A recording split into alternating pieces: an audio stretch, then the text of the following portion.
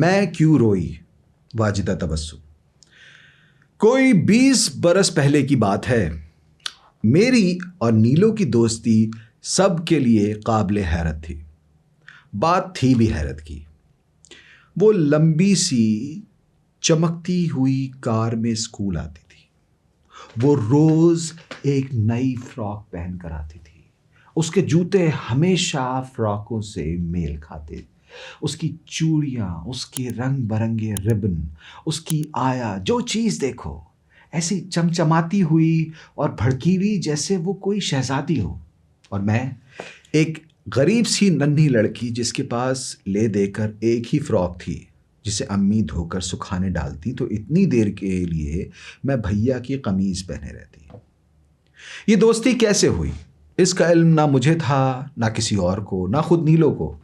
बस पहली बार हम दोनों ने एक दूसरे को देखा। वो मुस्कुराई तो मैं भी हंस दी। नन्ही मुन्नी मासूम कलियों की सी पाकीज़ा हंसी ने जैसे हम दोनों को प्यार के धागे में बांध दिया। ना मैंने कभी उसकी किसी चीज़ की तरफ ललचाई नज़रों से देखा, ना मैंने कभी ये जाहिर किया कि मैंने दोस्ती का हाथ उसकी दौलत से मरहूब होकर बढ़ाया है। ना कभी नीलो ही ने अपनी इमारत का रोब मुझ पर डाला। हम दोनों एक ही सतह पर रख कर सोचती थी। बस हम में यही एक एहसास मुश्तरक था कि हम दोनों छोटी छोटी लड़कियां हैं और सहेलियां हैं।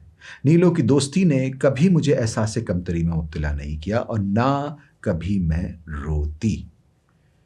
हमारी दोस्ती इतनी बढ़ी कि सब हमें एक दूसरे का साया कहने लगे। हमें कितनों ने लड़ाने की कोशिश की, लेकिन हमारी मोहब्बत इतनी गहरी थी कि हम कभी लड़ने के बारे में सोच भी नहीं सकती थी। लेकिन एक दिन हमारी लड़ाई होते होते रह गई। हमारी दोस्ती हुए कोई साल भर होने को आया था कि नीलो की सालगिरह का दिन आ पहुंचा। उस सालगिरह की तफसील मैं क्या बयान करूं। मेरी नन्ही सी उम्र का वो पहला ऐसा हंगामा था जिसे मैंने ख्वाबों और परियों के देश का सा कोई वाक़या समझा। जैसे यहाँ से वहाँ तक रंगीन बल्ब, पस मंज़र में हल्की हल्की मौसीकी, बहुत सारे खूबसूरत बच्चे बच्चियाँ, बेहद हसीन चमकदार भड़कीले कपड़े पहने हुए। एक तरफ बैंड बज रहा था। मैं वहाँ कैसे पहुँच गई थी? जाहिर है मेरी सहेली की सालगिरह जो थी और ईद पर जो मेरी फ़्रॉक बनी थी वही उस दिन काम आई। बस एक गम था कि मैं साथ कोई तोहफ़ा ना ले जा सकी। मैं भला क्या ले जाती? मेरे पास पैसे ही कहाँ थे। लेकिन नीलो ने इस कदर इसरार से बुलाया था कि नामुमकिन था कि मैं ना जाती। एक बड़ी सी मेज़ पर खाने पीने का इतना सामान रखा था कि हद नहीं, और दूसरी मेज़ जो उससे कहीं बड़ी थी तोहफ़ों से लदी हुई थी।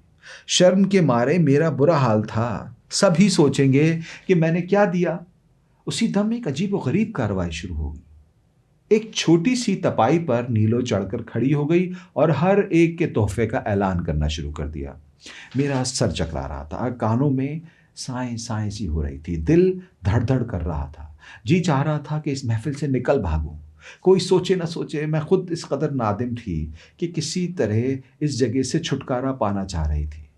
उसी लम्हे नीलो ने बड़े प्यार से ऐलान किया, और आज का सबसे प्यारा तोहफा मेरी सबसे प्यारी सहेली सबू ने दिया है। उसने हाथों में ऊपर उठाकर सबको एक ताज महल दिखाया जिसमें छोटे छोटे बल्ब लगे हुए थे। संगमरमर का हसीन और जमील ताज महल मारे जगमगाहट के किसी की उस पर नजर ही नहीं ठहर रही थी। मैंने घबरा कर नीलो को देखा। नीलो ने भी मुझे देखा और प्यार से हंस दी। और यूं सालगिरह की खुशी वाले दिन जबकि आंसू बुरा शगुन समझे जाते हैं, मैं फूट फूट कर रो दी।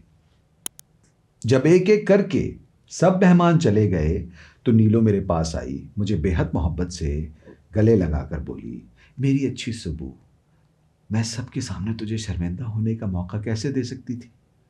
तूने बुरा तो नहीं माना? बस वही एक लम्हा था जब हमारी लड़ाई होते होते रह गई। लेकिन मैं लड़ी झगड़ी नहीं, बस रोए गई रोए गई। और अब इतने साल गुजरने पर मैं सोचती हूँ कि मैं भी कैसी पागल थी जो उस दिन रोने बैठ गई थी। ये तो खुशी की और हंसने की बात थी ना। सच्ची दोस्ती वही तो होती है कि एक सहेली दूसरी सहेली का दर्द अपना ले। آج میں اس دن کے بارے میں کبھی اس انداز سے نہیں سوچتی کہ میں کیوں روئی تھی۔ یہ تھی واجدہ تبسم کی کہانی جو انہوں نے بچوں کے لیے لکھی، میں کیوں روئی۔ امید ہے آپ کو پسند آئی ہوگی۔ اگر پسند آئی تو ہمارے چینل کو سبسکرائب کرنا نہ بھولیں۔ اس کو آپ لائک اینڈ شیئر بھی کر سکتے ہیں، اور وہاں پاس ایک بیل کا آئیکن ہے، اس سے دبانا بھی نہ بھولیں تاکہ آپ تک ہمارا اگلا فن پارہ پہنچ سکے۔